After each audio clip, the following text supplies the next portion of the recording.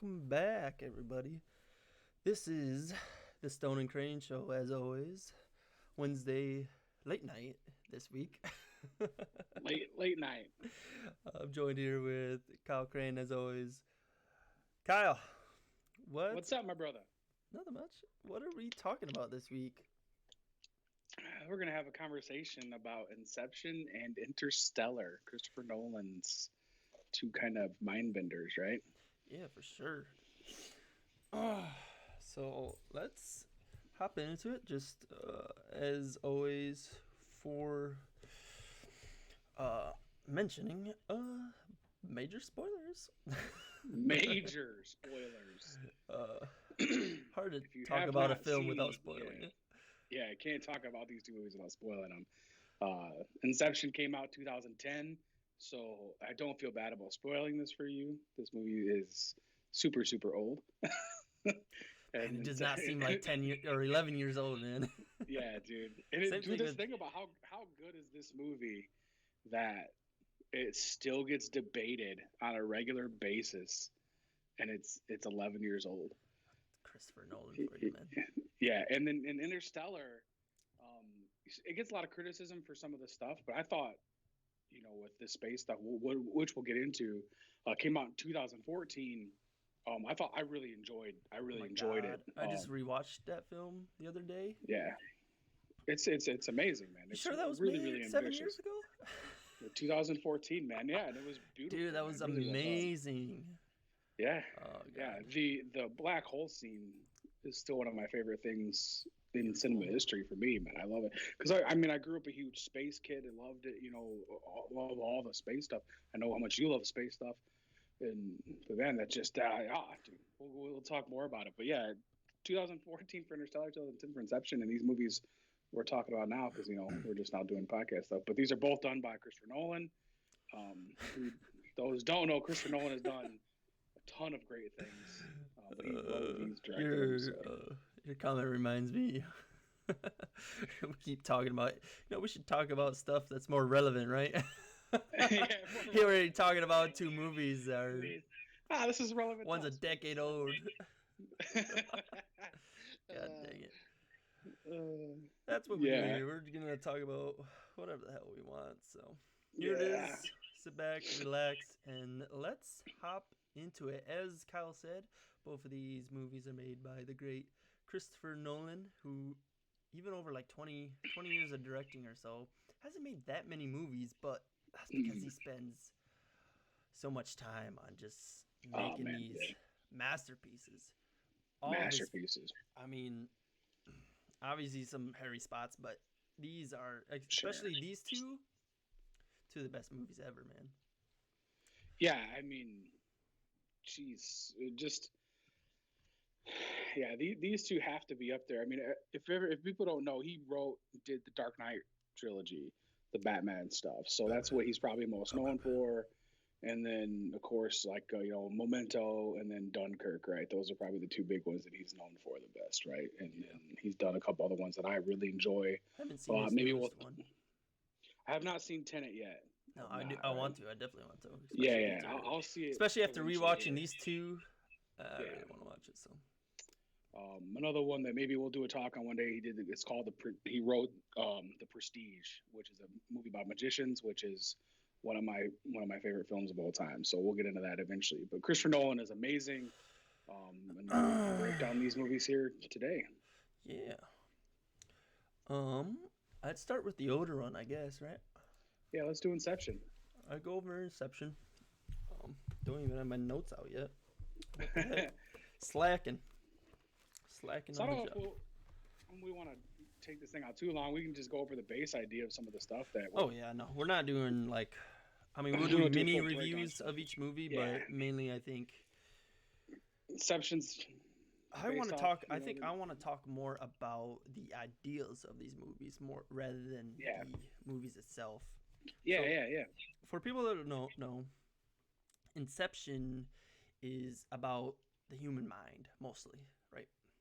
It's about and what you dream of, right? Mm-hmm. So in this world that Inception takes place, humanity has invented a way of hopping into each other's minds, basically, right? Into their dreams is what they go by. And you're able to do.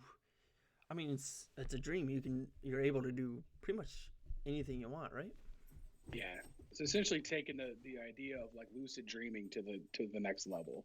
Yeah, you're able to have full control of your lucid dream to the max.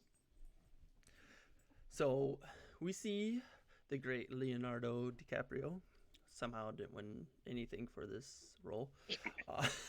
It's definitely one of the films that he got choked on an Oscar for. But anyways, he's the main character here. We start off with him, on a job. So Leonardo's job is to hop into the minds of people and extract information, right? Yeah. That's the whole premise, able to get in, and you're able to get information out of people easier than you would, not doing that. So I said we start off with him and his partner in crime, played by Joseph Gordon, right? Yeah, Joseph Gordon-Levitt. Yeah. Levitt, amazing, another amazing actor. Yeah. This cast, by the way, of Inception. Oh. Sheesh, man. It's like killers, dude. Killers from top to bottom. Killers. Was great. Quick list. I mean, you got Leonardo, Tom Hardy, Elliot Page, Ken Watanabe. I always screw up his name. Yeah. Joseph, as I said, and Cillian Murphy. We'll get into. Mm-hmm. Yeah, Tom Berenger in there too. Marion Cotillard. Yeah. Michael Caine, right? Did you say Michael Caine already? Freaking. No, I missed him. Yeah, Michael Caine too. I mean, it's just, God, dude. Yeah, it's a monstrous row of incredible actors in this movie. Yeah, man, I forgot about Michael Caine. Is like, hey, I only do movies for Christopher Nolan only. Yeah, at this point in his life, why? Man? He's in Inception. He's also in Interstellar, as we're getting into, and he's in the Batman trilogy, obviously. So as Alfred. Yeah. Great. But so they work together, right? And they extract information from people. Yeah. Yep. So let's get into. Want to get into the device they use to get into people's mind, or how it works? Yeah. So this is the part where I'm, even myself, man. This is where I've always been a little bit foggy myself on the idea of the science behind this movie, and like the device itself. Like they created a device to make this movie work, right? Where they can dream share. Yeah. Well, they do the same thing in Interstellar, I would say. Yeah. Interstellar's thing. I feel like Interstellar is a little more believable just because of how much in at least filmography we've explored. The Outerverse. Well, Interstellar actually has the thing with Interstellar's science and Interstellar's some of their stuff is actually has they do a great job of really blending what is actually real, what can be possible, and what they make up. Because it's all theoretical science versus Inception, when dream sharing for the most part isn't realistic. No, it's not something that we can do at this point in time in our lives. Maybe in the future we can collect electrodes and we'll figure something out where we can do things in the future. But as it sits right now, we can't do that. But no one's, at least that I know of. Maybe the military is doing some crazy shit, but they have a machine where they like essentially like IV each other, right? And all set up. And boom, they hit a button and they all fall asleep together and they all share each other's dreams. And there's one constructor and there's one target usually in that dream that they're trying to get that guy's information. Mm-hmm. So that's usually what's happening. And there's a whole other premise that's going on in this movie. Tons of backstory stuff. Yeah, they do a great job with. They do a pretty solid job. I feel like it could be better. So you want to get into Cobb's backstory? Cobb, played by Leonardo, the main character. We can get to his backstory. So, well, first of all, there is an ability. Yeah, it just depends on how much you want to. How much do you I know want it's to always dive into this hard movie to then? go at what angles we want to do on these stuff. We're getting better, I swear. We do enough of these movie review type stuff. We'll get there. Yeah, I just don't know how much time you want to spend on this, because that's what I'm saying. I've spent too much time on this one thing, because then we'll be here for an hour and a half talking about Inception. Yeah, let's just get into the ability. They have this grand idea that they figure out and that works is the dream within a dream, right? That's kind of the. Well, they want to. Yeah, well, they want to incept a guy, right? They want to place a dream, an idea inside someone's head. Instead of extracting their ideas, they want to place the idea inside this one person's head, that he would come up with this idea to dismantle a corporation. Mm-hmm. So they want to go inside of a dream, inside of a dream, inside of a dream, right? Like 3 layers deep. Yes. So to do that, they need multiple different people that know how to do these dreams states. Mm-hmm. And Cobb has this crazy backstory he has with his wife, who died inside the dreams. She thinks they're still real. Spoiler alert, ends up killing herself, because the only way to wake up from the dreams is to die in the dream. You have to either kill yourself or get killed in the dream, and then you just wake up. Or get a kick, right? You get the kick, like when you feel like you're falling in your dream, you wake up and stuff like that. But his subconscious, by the way, is messing with him. Yeah, and going into these dreams, time also moves slower. So the more you get into progressively, the more dreams you get into with dreams, the slower real life goes. So it's like crazy, right? Like, what is it like? I don't even remember. What was, like 1 minute, 1 hour type crazy shit, something like that. And then it just gets progressively longer and longer. Yeah. To where they get trapped, because Cobb and his wife Maul get trapped in I can't remember the name of the land, or what's the last place. Oh, I don't. They get trapped there they grow old all the way until they're old, right? And then they kill themselves in the dream, and then they grow up, and then they become back alive in the real world. And she is so still in touch that they think that they're dreaming. She ends up she jumps off of a cliff, or off the balcony, and kills herself, because she still thinks that they're dreaming. So, it's crazy. It messes with your mind. And this is what we're talking about wanted to talk about a little bit, is that the idea of the philosophy behind Inception is how much it messes with your mind versus not. It's a crazy mind fuck. It is. That's what I think. What it's hard to keep track of where everyone is at. I think that's a bit of a downfall on this movie, but doesn't necessarily take anything away from it though either. No, not at all. No. So the whole. So yeah, that's kind of Inception, right? Is the whole dream scenario. It's getting into all these, getting into people's mind, and trying to convince them one way or another of doing, something that they want. It's the whole kind of gist of Cobb's job. Yeah. I just wanted to go over that hallway scene in the movie for people that do know. With Joseph Gordon-Levitt's character Arthur. Yeah. It's one of the best scenes. And Christopher Nolan really likes doing things without using CGI, and that was one. That was one of those big scenes where he did not use any practical CGI. It was like the semi scene in Dark Knight where when the Joker's driving that truck and it gets flipped over. That's all real. That's 100% real.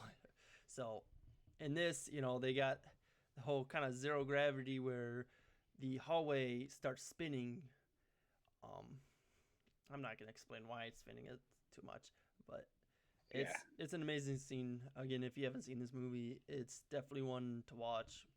Anything Christopher Nolan is amazing to watch. So yeah, definitely.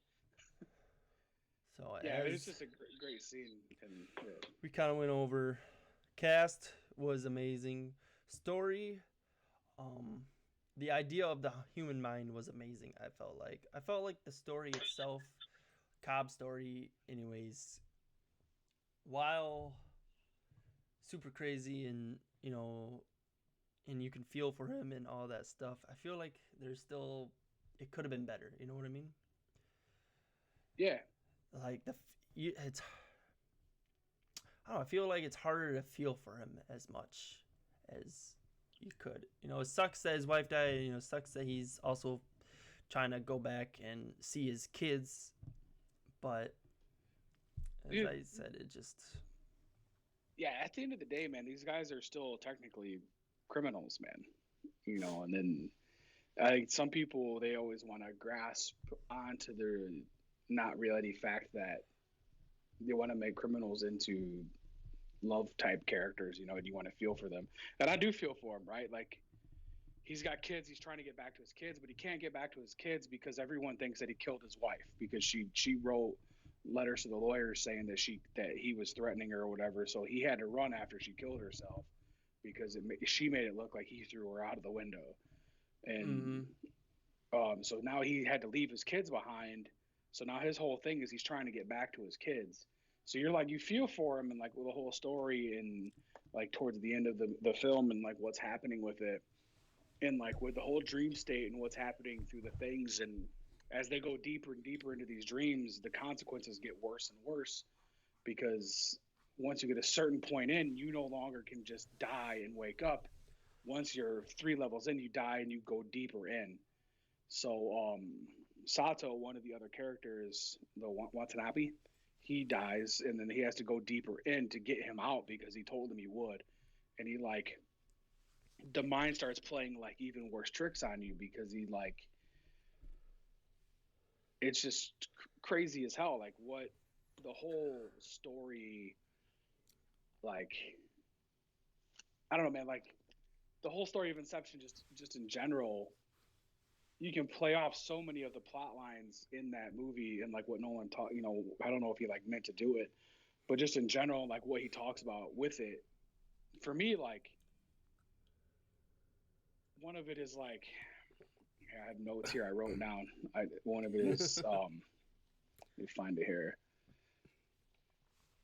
All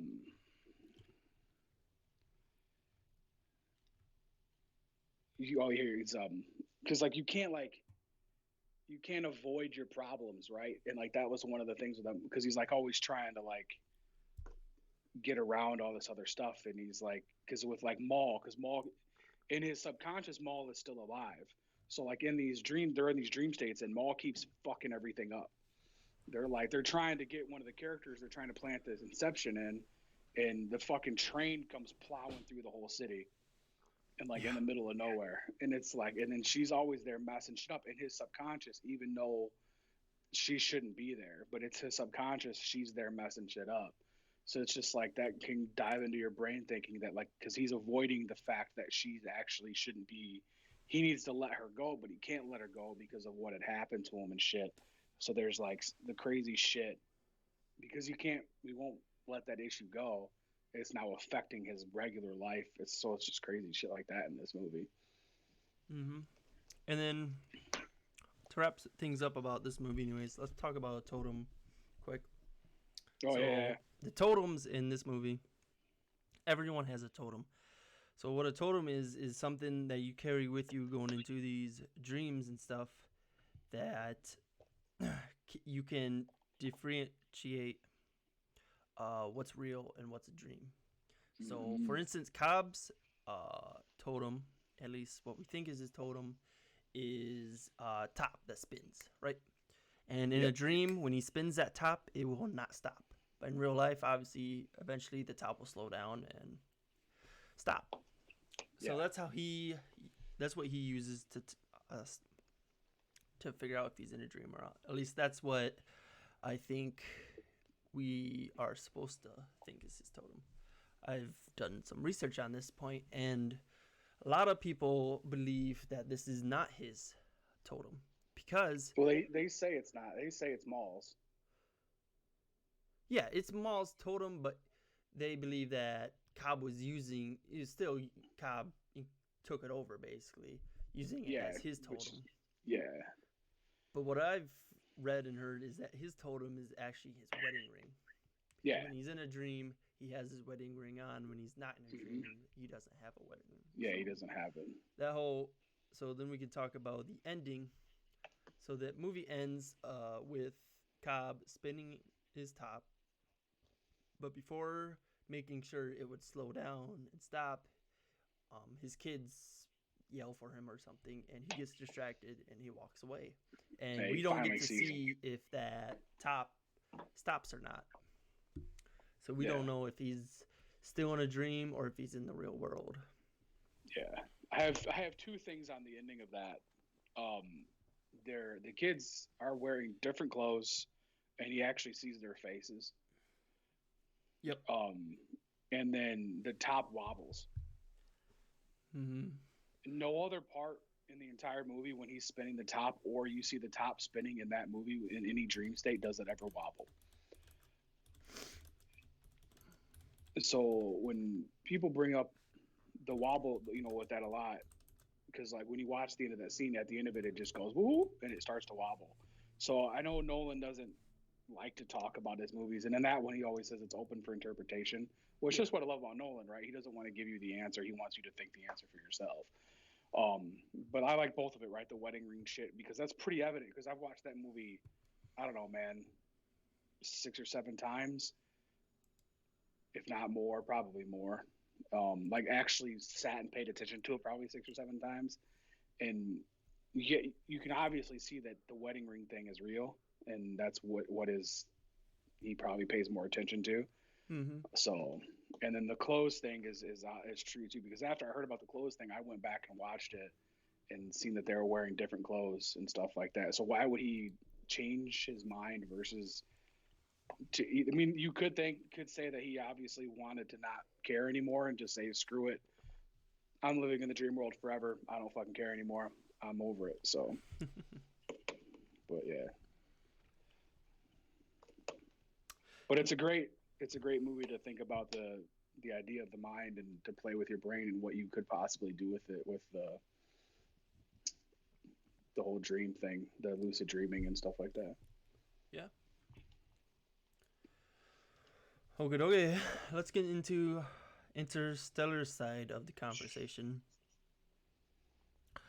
As we said, Interstellar 2014.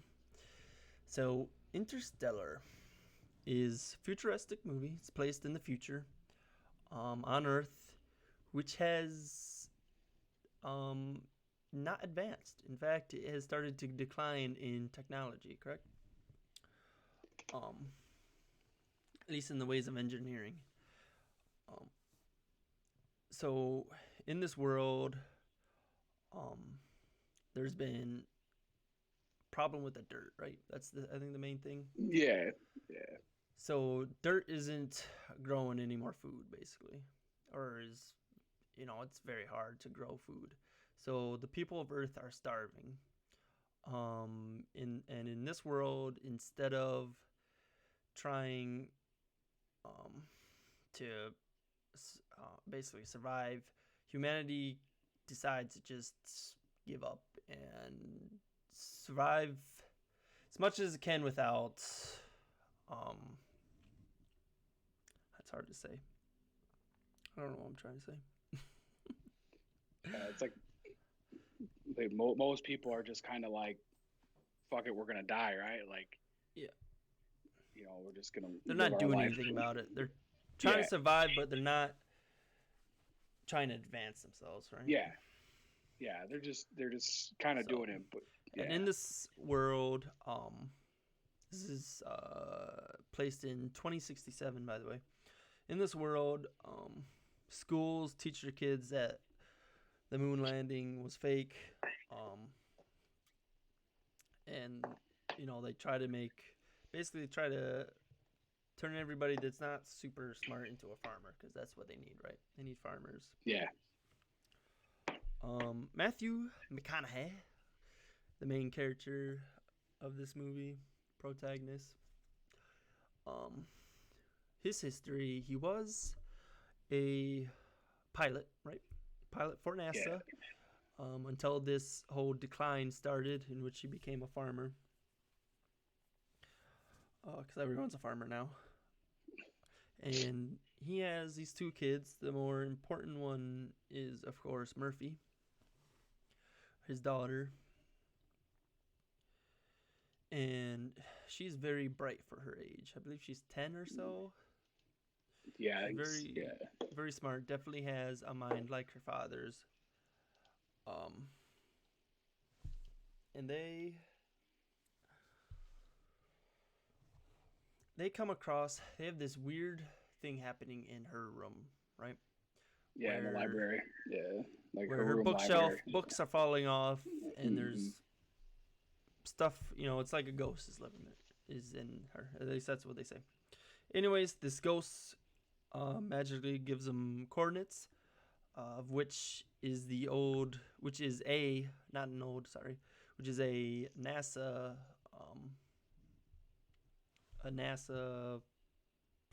headquarters. Yeah, it's like a secret NASA headquarters. Secret NASA headquarters that they stumble upon, where they are planning on leaving the planet to either A, figure out gravity, or B, populate humanity somewhere on a different planet. Sorry. Yeah, because the 12, because there was a wormhole, right? And 12 volunteers traveled through it before. Yes. And that's what these NASA people had already known. So these other people are going to try to figure this out, right? So they're going to try to do that. Mm-hmm. Anyways, Matthew McConaughey, with his piloting experience, is asked to take up the job that they predict will take about 2 years to do. He decides to do it. Obviously, Murphy, his daughter, disagrees with this and doesn't like that he's leaving. Kind of leave on bad terms, right? Mm-hmm. Matthew McConaughey, along with Anne Hathaway's character and a couple others, journey out to this black hole, this wormhole. Yep. Which, in this reality, there's cryo sleep that you're able to do. So, they get there by doing a slingshot around Mars, right? Mars and Saturn? Or it's something Saturn. Yeah, I think so. To get there, Saturn. Which takes just about 2 years, right? It takes 14 months, anyways, just to get to the wormhole. Yeah. When they get there, it is quite beautiful, honestly. The visuals on this movie were downright amazing. So they get the wormhole, they go through it. Time, space, reality all bends to its will as they go through this and find another galaxy, pretty much. Yeah, this is where the other 12 had already been through, right? And this is why they had already had the data, right? So the other 12 had sent the data back saying, hey, we got some cool shit. So come check our shit out. So they get through that, no real problems. And then they come across their first planet, of which there's some sort of time vex going around the planet, right? I don't really remember why it was such a, I don't remember why they said, or how they explained it, I should say, why there was such a time flex. Do you remember? Yeah, I can't remember. Anyways, they got a ping there saying that this location is good, right? You talking about the water planet? Yeah, the water planet. Yeah, it was like, I think it was because it was so close to the black hole. Okay. With it being that close to the black hole, it was being pulled to the black hole, and so at that time you're dealing with like space-time relativity shit, right? And being with it. So, and then that's when they're talking about one what is it, like 1 fucking hour on there is 7 years on 7 years on Earth. Yeah. So 3 of the cast members, 3 of the astronauts go down to find either the first person that was sent there or their black box, basically, right? Yeah. They go down there. They initially land. They can't find the equipment or the person, and then they find it, but they realize what they initially thought were mountains in the background is a 200-story wave. Yeah, it's a giant tidal wave. From. Yeah. So as they try to get out, this was done by their advisor to the movie, Kip Thorne, I believe, was their science advisor. So I don't think he worked for NASA. Explained this after the movie came out. So this was done by these waves. They're in the movie. They're wading through this water. It's like knee-high water. Yeah. And then you're watching it, and you're wondering how this like 200-foot, 200-story foot, whatever, this giant wave can be done. And it's because of like the tidal wave is caused by the black hole. Mm-hmm. It's pulling the wave, and that's why. And in realistic terms, yes, it's overdone to create cinematic effect and drama for a movie.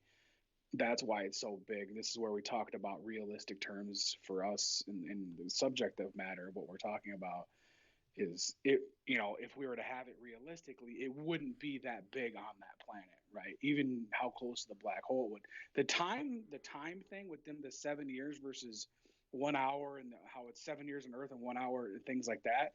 That is technically realistic, based on science, and this is based according to Neil deGrasse Tyson and other physicists and other people on our Earth that have done the science, right? So that is possible to have that actually happen, the time delay shit.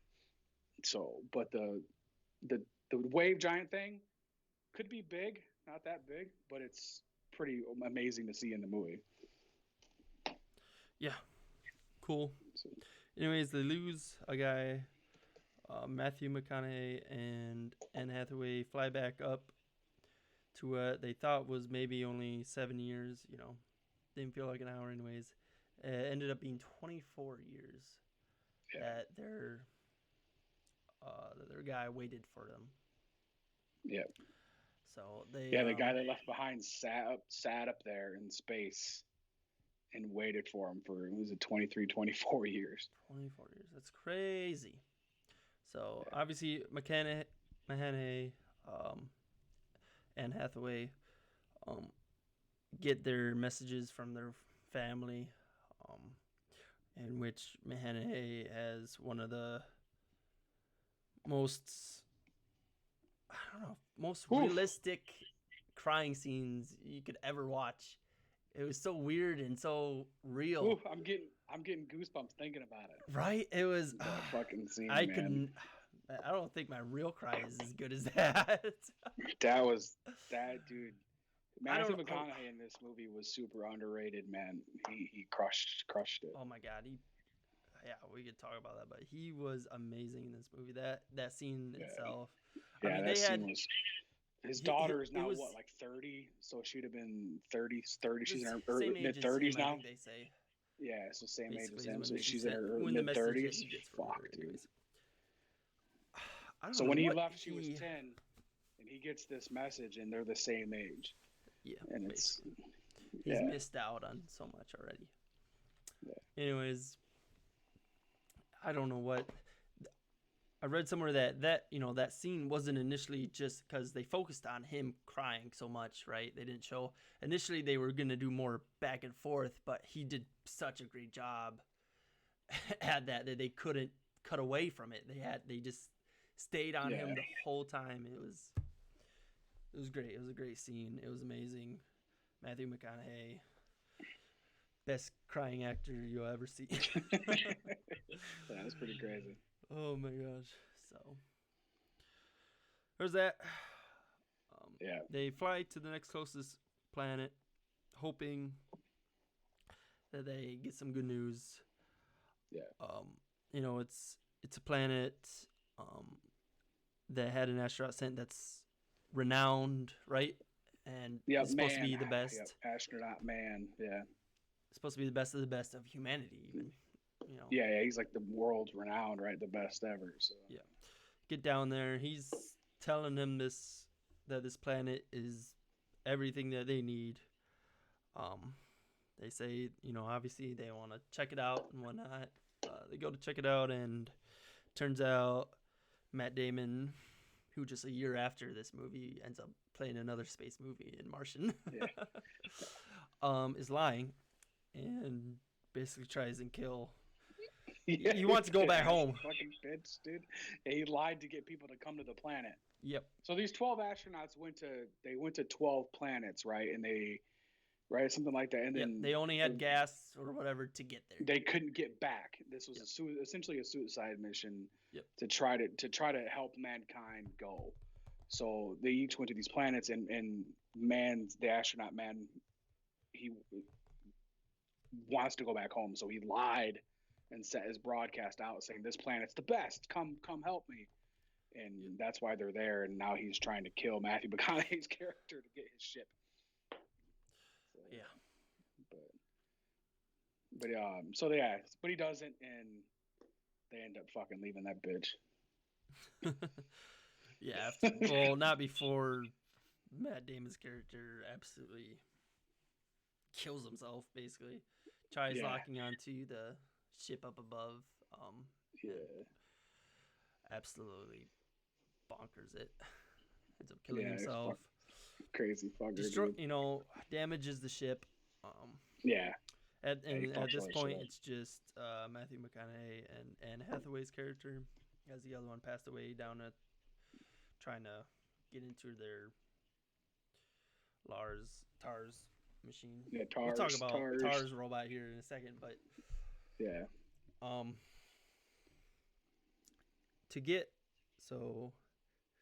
there's no going home at this point. There's not enough gas. It's impossible. But they are able to get to this third and final planet. But to do it, they got a slingshot, right? They got a slingshot around this black hole. Yep. As they're doing it, they have to lose some weight for it to make it. And Matthew McConaughey basically gives himself up so Anne Hathaway's character can get there. That's successful. Matthew McConaughey gets sucked into this black hole. Mm-hmm. Well, he dumps TARS first, right? Yeah, he dumps TARS and dumps himself. TARS is their cool robot, and he dumps TARS in to get the data out of the black hole, so they can get all the data and information and shit like that, so they can get, potentially use the information in the long run. Which, by the way, super sad scene to see a robot go out like that. I mean, great scene to have a robot go out. By the way, at TARS, that point, 75%. Badass, dude. TARS is a cool robot, man. There's this running joke with TARS where initially he's set at 90%, what's it called? Not comedy, but sarcasm. Yeah, sarcasm, where they had to ease it back a little bit. Yeah, he's like 90% sarcasm. Midway through the movie, they're like, okay, tune it down, go down to 75%, and then later in the movie, I'm like, whoa, you're going down to 65 now. Yeah, he's the Lego block robot. Oh, dude, those are robots. So weird, dude. It's fucking awesome, dude. Yeah, but they're great. It's cool. But yeah, so they slingshot, but then McConaughey sacrifices himself, shoots himself into it so that Hathaway's character can essentially get to the other planet. Yep. This is where we kind of get into the whole topic of this movie is weird. The time, space, and gravity thing, right? Yeah. This is where it gets into the weird time travel shit. Yeah. So what Matthew McConaughey's character figures out is that gravity is able to time travel, basically, right? Well, he gets sent in by them, right? Or they fucking send him through the fucking wormhole and shit. It's like a whole nother force of people. And it's essentially it's people from the future send him through the fucking like the fifth dimension or whatever, right? So and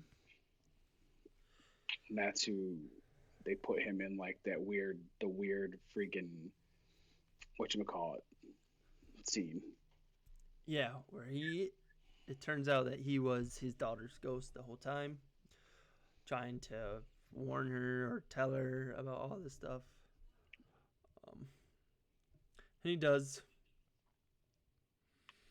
He's able to. Like the Tesseract thing. There you go, like the Tesseract type room where everything's built inside the squares and shit. Yep.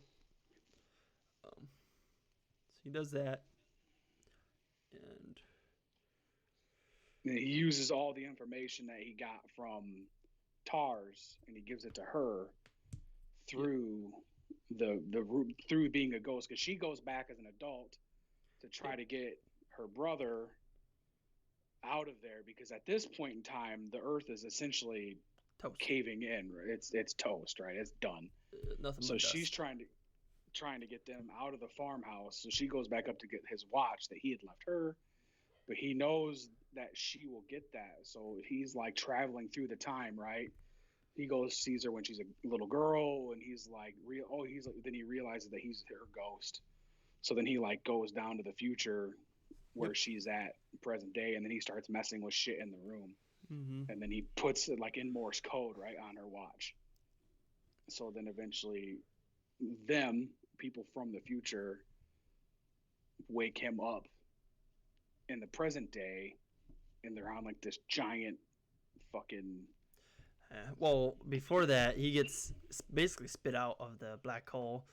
He's by Saturn. You see a couple of things in the distance, and he's kind of floating there, and that's where the movie should have ended. You think? Yeah, I think it would have been better. I honestly do. I don't think... You don't think him being back and then seeing her as an old woman? No, because at this point, as much as she, as he values her, I don't think it goes the other way around, because she has spent a whole life. She was only 10 when he left. She spent a whole life without him.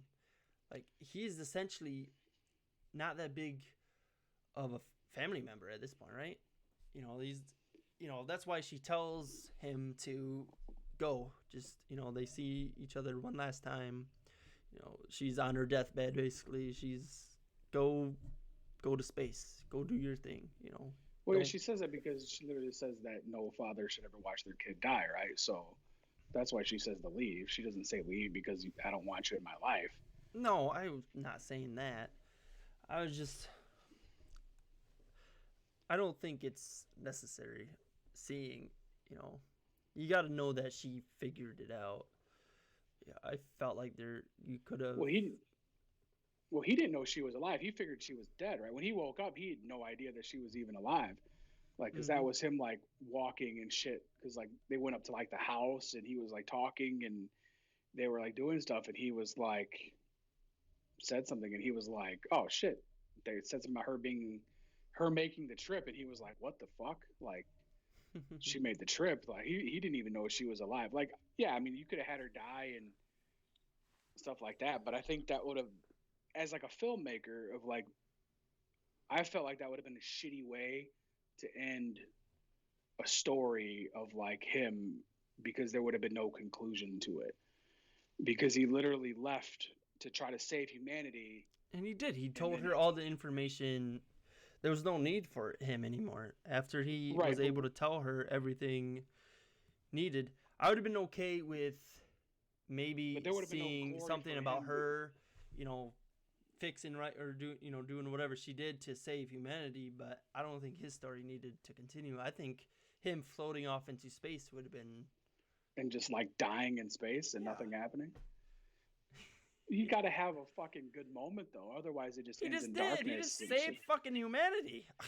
But you can't just, because otherwise then the movie just ends in darkness and you have no crowning achievement in the movie. You know what I'm saying? So if it just ends in darkness, otherwise I don't know what he achieved from surviving. He's going to rescue the chick. he's gonna go spend the rest of his life now with her, and he's gonna go live out the rest of his life with her. Fine. She had all the shit we saw. Anne Hathaway, without him even being there, all the shit set up and everything. Right, but that doesn't mean anything. That means you could obviously tell that they had developed some type of relationship with each other. So you're gonna want this as you want a happy ending out of a movie. You don't just want darkness out of a movie. But the whole reason for her wanting, no, I disagree with you there, because of her speech in the middle of the movie about love and how she loved this, because this astronaut at this location that she went to was her love, right? Sure. So I don't think there's anything between her and McConaughey. I don't think there should be, anyways, because. But she loves this other guy. Person, though. But obviously, there's more than something happening in that situation. So obviously, he got in the spaceship and he's gonna go chase her down and go to her at the end of the film. Bogus. You just can't have the man that just like saved the day end in darkness. Like, no, he needs to die. Just die in space. Because otherwise, what's the point? He saved humanity. That's what the point is. And then just gets no reward for it. That you can't just have. That's just how life is. Get over it. That is not how life is. Though. It is. It is. What's the point of filmmaking though? If you're just gonna, if you're not supposed to just. I don't know how you think it wouldn't be a happy ending without the other part. Because it gives you hope, right? That's the whole point. Is to make a film like that, to watch it and have an ending like that, and have hope for the end of it. And when you watch it, and you see him get in the spaceship, and you see him fly off, and you realize that she accomplished all this great stuff because of what her father sacrificed and this shit. So you're doing this stuff. So he flies off, and you're like, "Oh man, there's hope. There's hope for this shit." And then you have like hope, right? So you can get this out of there. If you just like dies like floating in space, you have like you're just basically telling the audience, "Fuck you! You just wasted 2 hours." No. Because Anne Hathaway is the hope in that sense. How is she in my she's ending? But she's not the main character though. She's you didn't just spend 2 hours, but you didn't just spend 2 hours invested in her. You spent 2 hours invested in Matthew McConaughey's character. So she's not the hope in that at all. He's the hope in that whole movie, right? Because you're not invested in anybody else. You're invested in him. You're invested in his outcome. It's the same thing with The Dark Knight. It's no different, right? At the end of it, if fucking Alfred would have just sat there and fucking Batman's not there, you would have been like, Batman died. Oh, okay. That was Alfred fucking hallucinating. Where's this just doesn't make any fucking sense, dude. I will crush your dreams. Goddamn fucking ridiculous shit, dude. Emmett, go. Yeah, it's you gotta have the hope, dude. Otherwise, you're just some fucking shitty fucking Portland filmmaker that wants to watch the world burn. I'm doing this for art because the world is horrible and everything is dark. Nah, Matthew died. Oh, dude. Okay. It's fine. So let's get our votes on two different things. Let's get our votes on the ideas and executions of, the space and the mind, and then what movie was better. You start. Oh Jesus.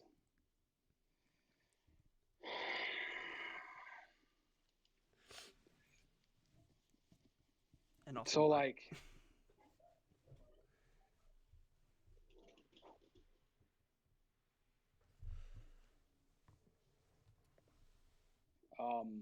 dude, you gotta go. Hold on, dude. I think Jasper just got into a fight with the dog.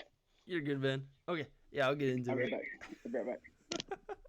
I thought you were just brain farting there. No. So,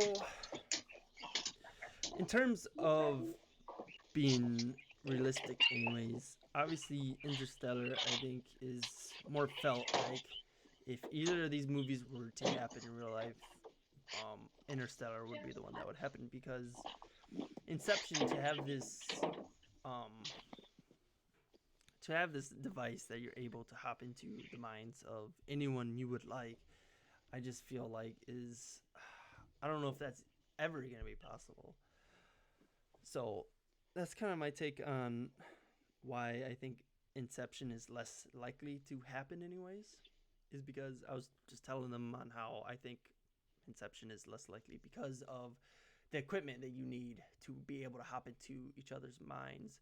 I don't think the theory of it is impossible, of being able to get into people's dreams. I just don't think the technique of the way they did it is necessary that easy. Inception, I think, had the better cast despite Matthew McConaughey's amazing acting. Oh, it was far better cast, yeah. The plot, I mean, Interstellar had a couple. I would say Inception had a smoother ride with less bumps than Interstellar, but I still feel Interstellar was a better story.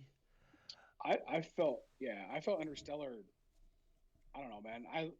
I liked Interstellar's in general's plot better than Inception. I felt like Inception was, I don't know, kind of bland. Yeah. In a lot of ways, it was fun and it was a great concept. I felt like the actors held up that movie better than it actually. Yeah, I would agree with that statement. Than what it did, but I felt I'd go Interstellar on that.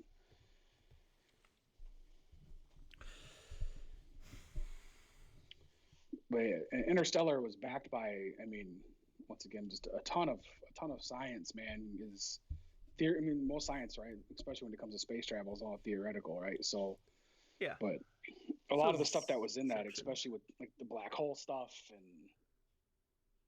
a lot of that crap, and with the time dilation stuff, and a lot of that stuff is like real. You know, it's stuff that we know is happens, right? We have like GPS satellites are in orbit are actually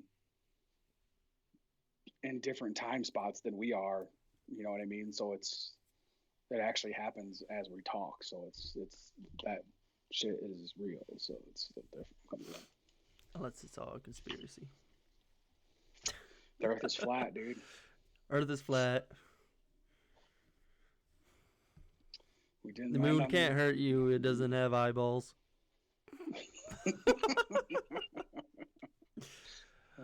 I will visit the dark side of the moon. It's made of cheese, dude. What's on the dark side of the moon, Kyle? Huh? Tell me cheese, that. Dude. Cheese, Tell me dude. that.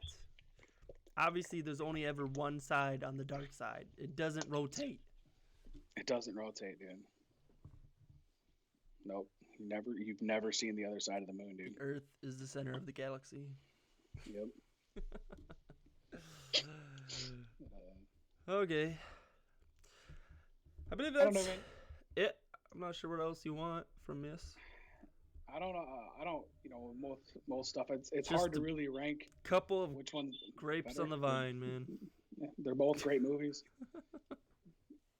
Watch them. They're good stuff. Yeah, they are definitely two of the best movies of the last decade, anyways. You know that. So, Interstellar was budget was 165 million, and it box office 700 million. Yeah, just over. Yeah, Inception did, I think, a little better, right? A little better, right? And then 836. Yeah, same budget. I think same Interstellar budget, had 5 million more, but it was also made 4 years after, so yeah, pretty much the same budget. Again, think about Interstellar, man. How much more special effects probably went into that too? Yeah, that was mainly all CGI'd. I mean, that whole fucking movie was CGI'd. So, but less actors though too. You can think about that. It was mainly only 2-3 actors really that whole entire movie. So, yeah, that's probably what balanced the budget. You got to think how much money that cast cost. Yeah, Inception. Yeah, Christopher Nolan's $100 million budget. Pay cut.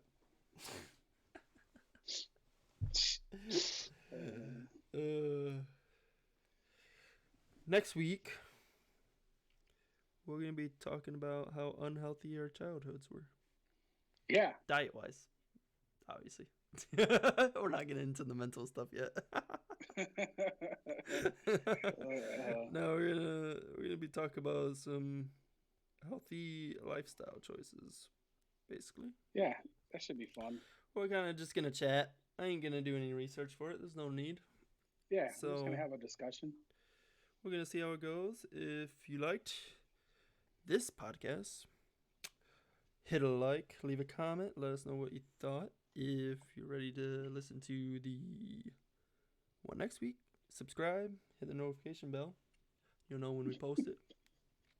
Ding!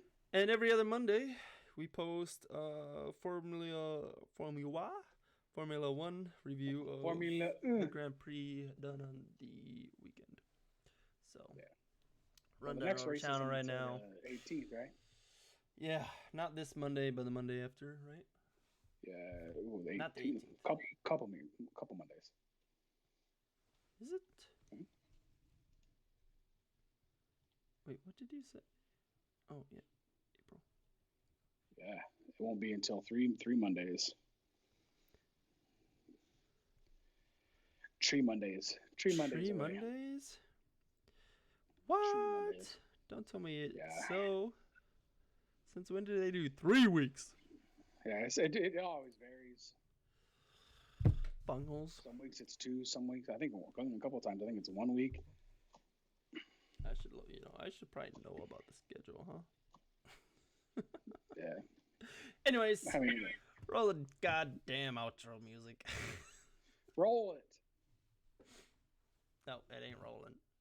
I said roll. Oh no. There it goes. We're rolling it. No, it's not rolling.